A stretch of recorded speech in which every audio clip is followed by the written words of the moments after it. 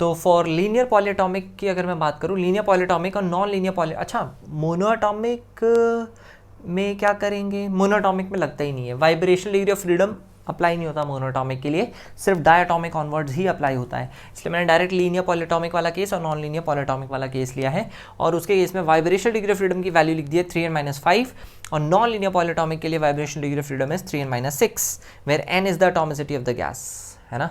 तो आप जब वैसे भी देख सकते हो यहाँ पे n की वैल्यू 1 पुट करोगे मज़ा नहीं आएगा, नेगेटिव में आ जाएगा वैल्यू, है ना। यहाँ पे 1 पुट करोगे कर ही नहीं सकते, ठीक है। एटलीस्ट आपको 2 तो यहाँ रखना ही पड़ेगा, 2 या 3 रखोगे तो आपको नॉन जीरो वैल्यू मिल जाएगी। यहाँ पे वाइब्रेशनल डिग्री ऑफ फ्रीडम भी देखो, 2 पे तो मज़ा ही नहीं आएगा, 2 पे तो वैसे भी नॉन लीनियर तो आप लगा भी नहीं सकते ना, 2 तो लीनियर ही होएगा, 2 आप यहाँ लगा पाओगे, है ना। 3 अप्लाई कर सकते हैं, 3 दोनों में कर सकते हैं, क्योंकि 3 वाला नॉन लीनियर भी बन सकता है, लीनियर भी बन सकता है, ठीक है। तो डायटॉमिक हो चाहे लीनियर पॉलीएटॉमिक हो, ये वाला degree of vibrational degree of freedom आ जाएगा।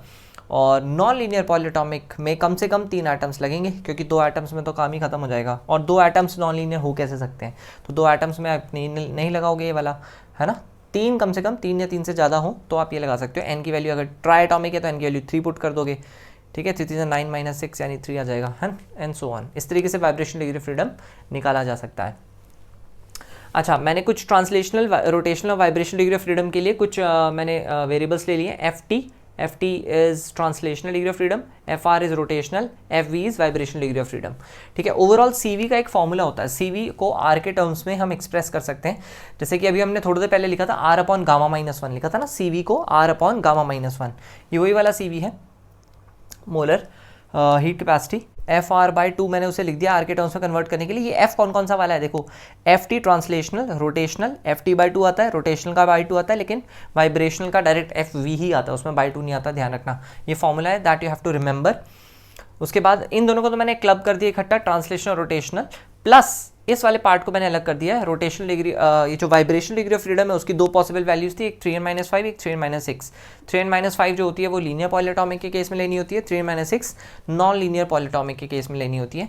ये CV की 2 डिफरेंट वैल्यूज़ हैं, ठीक है। ये फॉर्मूला बहुत ही रेयर आपको काम आएगा, बट जब आएगा तो फिर वही, अगर आप ये नहीं जानते हो तो आपको क्वेश्चन सॉल्व नहीं कर पाओगे। तो इन्फॉर्मेशन पॉइंट ऑफ व्यू से मैंने आपको ये सारी इन्फॉर्मेशन प्रोवाइड कर दी है, ठीक है। मोस्टली हमें काम सिर्फ इतना पार्ट आता है, रोटेशनल और ट्रांसलेशनल वाला पार्ट, है ना। ये बहुत ही कम क्वेश्चंस में काम आएगा, बट अगर काम आएगा तो फिर वही है कि मालूम तो होना चाहिए, इसलिए मैंने आपको एक बार के लिए बता दिया है, ठीक है। नेग्लेक्टिंग एफ वी मतलब वाइब्रेशनल डिग्री ऑफ फ्रीडम को अगर इग्नोर कर दिया जाए, जो कि लोअर टेम्परेचर्स पे वैसे भी इग्नोर हो जाता है ना, degree vibrational degree of freedom सिर्फ हाई टेम्परेचर्स पे ही हम कंसिडर करते हैं, या फिर क्वेश्चन में अगर बोला है कि all the modes of energy transfer are active, सिर्फ तब हम वाइब्रेशनल डिग्री ऑफ फ्रीडम को यूज़ करेंगे, otherwise we just neglect vibrational degree of freedom. तो बाकी CV के लिए सिर्फ 2 ही चीज़ें बच जाती हैं, FT/2R और FR/2R, इन दोनों का सम कर देंगे तो हमें CV मोलर मिल जाएगा, ठीक है। तो बात कर लेते हैं हर एक के लिए, क्योंकि ट्रांसलेशन और रोटेशन तो हम निकाल ही चुके हैं, मोनोटॉमिक, डायटॉमिक और नॉन लीनियर पॉलीएटॉमिक केसेस के लिए। बस इनसे आप CV की और CP की वैल्यू निकाल के उनको डिवाइड करके गामा की वैल्यू जो कि पॉइसन्स रेशियो होता है वो निकाल सकते हो। तो आओ पुट कर लेते हैं।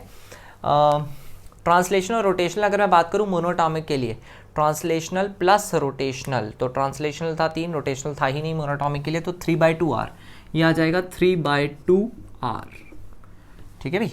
डायटॉमिक की अगर बात करें तो डायटॉमिक में 3 ट्रांसलेशनल डिग्री ऑफ फ्रीडम थे और रोटेशनल थे 2, तो 3 और 2 हो गए 5, तो ये आ जाएगा हमारा 5/2R, जबकि यहाँ पे था 3 + 3 6, यानी 6/2, यानी कि ये बन जाएगा सीधा सीधा 3R।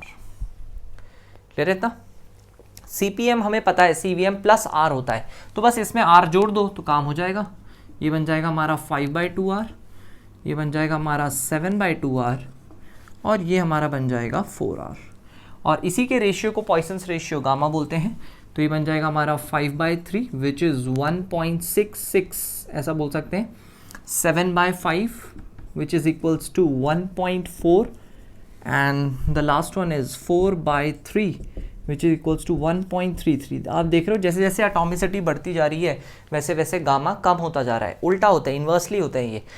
As atomicity increases gamma decreases, Poisson's ratio decreases. बस ये रिलेशन थोड़ा ध्यान रखना, ये भी काम आ जाता है कई दफ़ा, ठीक है।